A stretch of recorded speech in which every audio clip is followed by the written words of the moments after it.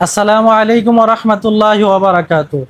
আমাদের সমাজের অনেক জনসাধারণ মানুষদেরকে দেখা যায়, তারা যখন বড় ধরনের কোনো রোগে আক্রান্ত হয়ে পড়ে, অথবা কোনো ধরনের বিপদ মুসিবতে আক্রান্ত হয়ে পড়ে, অথবা নিজেদের ব্যবসা বাণিজ্যের উন্নতির জন্য বিভিন্ন সময় বিভিন্ন দরবার, বিভিন্ন দরগা, বিভিন্ন মাজার ওলি আল্লাহদের নামে মান্যত করে থাকে।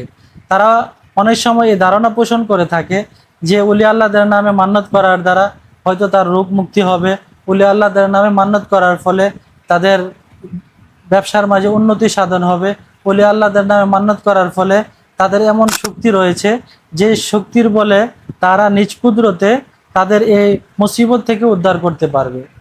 এ ধরনের ধারণা রেখে মাজারে ওলি আল্লাহদের নামে মান্যত করে এরকম মানুষের সংখ্যা আমাদের দেশে কম নয়। কিন্তু আদৌ কি আমরা চিন্তা করে দেখেছি এ ধরনের বিশ্বাস কোনো পীর, কোনো দরবেশ অথবা কোনো উলি আল্লাহর নামে, কোনো মাজারে হর্তাকর্তার নামে রেখে এ ধরনের মান্যত করাটা কতটুকু কি পর্যায়ের অন্যায়, কত জঘন্যতম, ইসলাম এটাকে কিভাবে প্রতিরোধ করেছে? আমরা কিন্তু এই বিষয়টি কোনো সময় কল্পনা করি না। অথচ মান্যত হচ্ছে একটি আবাদত, আর আবাদত আল্লাহ ছাড়া কোনো গায়রুল্লাহর নামে করা যায় না। অতএব আল্লাহ ছাড়া কোনো গায়রুল্লাহর নামে যদি কেউ মান্যত করে, সেটা হবে জঘন্যতম একটা আকবারুল কাবায়ের, একটা বড় কবিরা গুনাহ। এছাড়া কেউ যদি এই ধ্যান ধারণা, এই বিশ্বাসের জায়গা থেকে মান্যত করে যে আমি ওই পীরের নামে মান্যত এই জন্য করতেছি যে ওই পীরের এতটুকু ক্ষমতা আছে যে সে তার ক্ষমতা বলে আমার রোগ মুক্তি দান করবে, সে তার ক্ষমতা বলে আমাকে বিপদ থেকে উদ্ধার করবে, সে তার ক্ষমতা বলে আমার উন্নতি সাধন করবে, এ ধরনের চিন্তার জায়গা থেকে, এ ধরনের বিশ্বাসের জায়গা থেকে যদি কেউ কোনো উলি দরবেশ, কোনো উলি আল্লাহদের নামে কেউ মান্যত করে, তাহলে তার সেই কাজটা হবে কুফরি এবং তার ঈমান চলে যাওয়ার আশঙ্কা রয়েছে। এই জন্য সম্মানিত দর্শক, আমি বলবো কোনো মুমিন মুসলমানের জন্য এ ধরনের কাজ করা কখনোই উচিত হবে না। বরং মাজারে, দরবারে, দরগাহে মান্যত করা থেকে আমাদেরকে সম্পূর্ণ বিরত থাকতে হবে।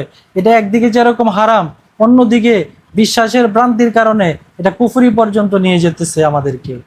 শুধু এই কথাটি আমার নিজের পক্ষ থেকে আমার মন গড়া বলছি না, বরং ইসলামী শরীয়তের সমাধান কল্পে আমি আপনাদের সামনে জাস্ট পেশ করছি। এখন আমি আপনাদের সামনে এই বিষয়টি উল্লেখ করতে চলেছি। মুসলিম উম্মার মাঝে সবচাইতে জনপ্রিয় এবং সবচাইতে গ্রহণযোগ্য একটি কিতাব। এই কিতাবটির নাম হচ্ছে রদ্দুল মুহতার, যেটা জনসাধারণ সহ সারা পৃথিবীর মানুষ ফতোয়ায়ে শামী নামে চিনে।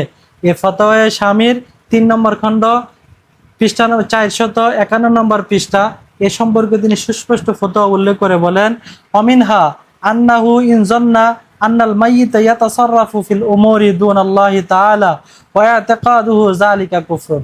কোন ব্যক্তি যদি মাজারে, দরগাহে অথবা উলি আল্লাহদের নামে এই বিশ্বাসের জায়গা থেকে মান্যত করে যে আল্লাহ ছাড়া ওই উলি অথবা ওই দরবেশ, ওই বুজুর্গ তার ভাগ্যের মাঝে, তার কোনো ভাগ্যের মাঝে পরিবর্তন সাধন করতে পারবে, তার অবস্থার মাঝে পরিবর্তন সাধন করতে পারবে, এ ধরনের ক্ষমতা সেই ওলি আল্লাহ রয়েছে, সেই বুজুর্গ দরবেশের রয়েছে, এই ধ্যান ধারণা, ওই বিশ্বাস থেকে যদি মান্যত করে, তিনি পরিষ্কার বলেন ওয়ায়াতাকাদুহু যালিকা কুফরুন, তার সেই বিশ্বাসটা কুফরি।